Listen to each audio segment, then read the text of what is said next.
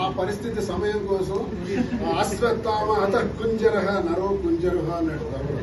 అంటే ఏనుగు చచ్చిపోతే మనిషి అశ్వత్థామ చనిపోయాడని ద్రోణుడు బాణం విడిచిపెట్టేయాలని అన్నాడు. రాజకీయంలో చెయ్యొచ్చు. ఆ సందర్భానికి ధర్మరాజు అబద్ధం ఆడవలసి వచ్చింది. ఆ సందర్భానికి నాలాంటి సామాన్యుడు కూడా రాజకీయం అబద్ధమే కాదు, రాజకీయం అదే.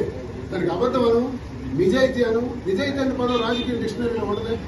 రాజకీయం అనే డిక్షనరీ తీయండి, నిజాయితీ పదం ఉంటుంది, చూపించండి. సార్, మీరు ఒక రాజకీయ నేతగా ఎన్నో వివాదాలను పరిష్కరించారు. ఇప్పుడు మీ కుటుంబ సభ్యులు, మీ కుమార్తెలు ఇంటి దగ్గర ఉన్నారు. వాళ్ళకి మీరు ఏం చెప్తున్నారు?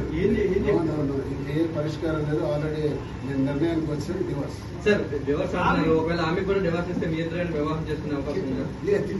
చెప్పండి, కాలం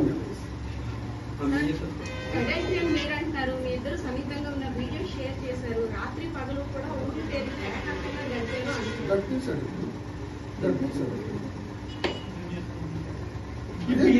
ఎంత చేస్తే ఏ భార్య సహిస్తుంది సార్?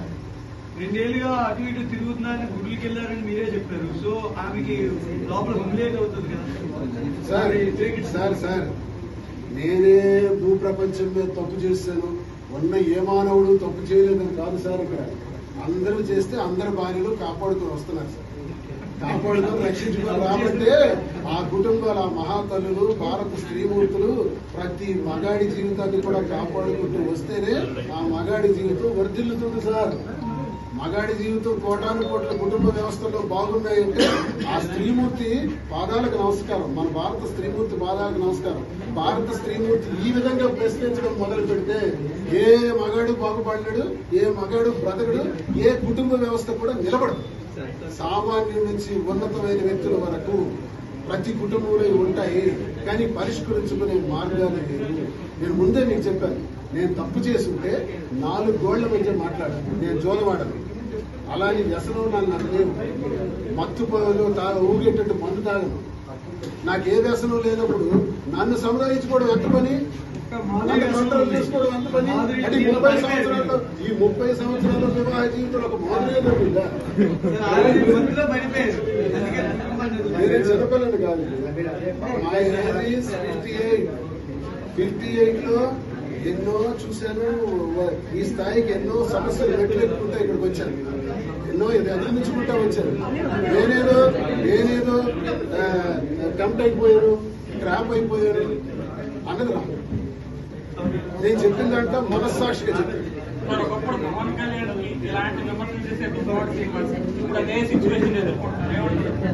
ఏం చేస్తాం సార్? తెల్లారి మీడియాలో చూశాను. అబద్ధం మీడియాలో చూశాను. దువ్వాడ సింగ్ అప్పుడు అలా అన్నాడు, వీళ్ళు దువ్వాడ సింగ్ ఏడ్ చేసి. అంటే నా జీవితంలో నేను ఎదురయ్యి ఏం చేస్తాను? పవన్ కళ్యాణ్ చేస్తుంది మూడో వివాహం కరెక్ట్ అని నేను అన్నా. నేను చేసినంత మాత్రం కరెక్ట్ అని అడగట్టాను. ఆ పరిస్థితులు నాకు ఎలా దాపురించాయి, ఆయనకి ఏం పరిస్థితులు వచ్చాయో నాకేం తెలుసు. ఇప్పుడు ఆయన పరిస్థితి అందుకే రామారావు గారి జీవితం నేను ఉదాహరణ వచ్చాను.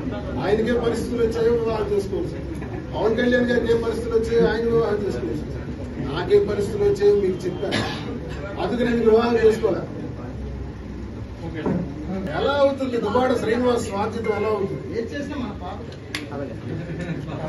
అంటే అర్థం ఏంటో చెప్పాను. ఎంతసేపు కూతురు అంటే ఎలా ఉంటారో చెప్పాను. మళ్ళీ అధికార పార్టీ అండదండతో మీ భార్య ఏదో చేస్తున్నాను. ఆధారాలు ఏమైనా ఉన్నాయి సార్? ఒకటే అడుగుతారు. నేను ఒక గౌరవ సభ్యుడు, కౌన్సిల్లో మెంబర్. నా చైర్మన్ మోషన్ రాజు గారికి కంప్లైంట్, స్పీకర్ గారికి కంప్లైంట్, అలాగే గవర్నర్ గారికి కంప్లైంట్ ఇవ్వడం జరిగింది. ఇది జరిగిన తర్వాత నేను పోలీస్ స్టేషన్లో కంప్లైంట్. ఇప్పుడు ఇంచుమించు 12-13 గంటలు ఎందుకు యాక్షన్ తీసుకోలేదు? ఎందుకు సిఐ గారికి ఫోన్లు వస్తున్నాయి? వాళ్ళు అక్కడే ఉండని ఎందుకు ఫోన్ వచ్చింది? దమ్ము ఉంటే ఈవిడికున్న బలం ఏంటి? వైసీపీ కదా, జగన్ పార్టీ కదా. నాకు ఏసీఎల్ లోపల, ఆయనకి ఏసీఎల్ లోపల.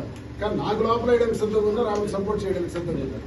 తెలుగుదేశం కార్యకర్తలు ఎందుకు వస్తున్నారు ఈ కాంపౌండ్కి? ఆ చుట్టుపక్కల రాత్రి పనులు ఏ టైంలో చూసినా అన్ని కెమెరాస్ నా పని చేస్తుంటే కెమెరాస్ లో మొత్తం రికార్డే.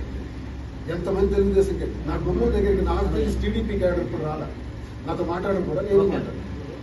మరి అది ఎందుకు వస్తున్నాను అంటే మీకు మద్దతు సపోర్ట్ ఇవన్నీ ఎవిడెన్సెస్ కావా? ఆమెకి ఎలాగ సపోర్ట్ వస్తుంది? వైసీపీ ప్రభుత్వం, వైసీపీకి పార్టీకి చెందిన ఆవిడైతే పోలీసులు ఎలా సపోర్ట్ చేస్తున్నారు? ప్రభుత్వం నుంచి ఎలా మద్దతు వస్తుంది?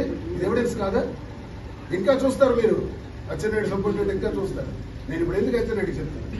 ఏదైనా జరిగితే నువ్వే కారణం అవుతున్నాను. శ్రీని గారు, మీ పెద్ద పాప హైదరాబాద్ పొలిటికల్ ఎంట్రీ కోసం ఇదంతా జరుగుతుందని వార్తలు కూడా వినిపిస్తున్నాయి. పొలిటికల్ ఎంట్రీ దైవార్యం మంచిదే జరిగితే ఈ కంటే సపోర్ట్ సీట్ కూడా అడగాలంటే కదా అప్పుడు మీరు. అడిగాను తెచ్చి చెప్పాను. నేనే ప్రకటించాను. పెద్ద పాప. నేనే ఎవరికైనా లేదు నాకొద్దు బాబుకి అంటే బాబు పేరు ప్రకటించుంటారు. టికెట్ నాకొద్దు కానీ ప్రకటించుకున్న వాళ్ళని ఎవరైతే నాకే ఉంది, నా కూతురు అయితే నాకే ఉంది, భార్య అయితే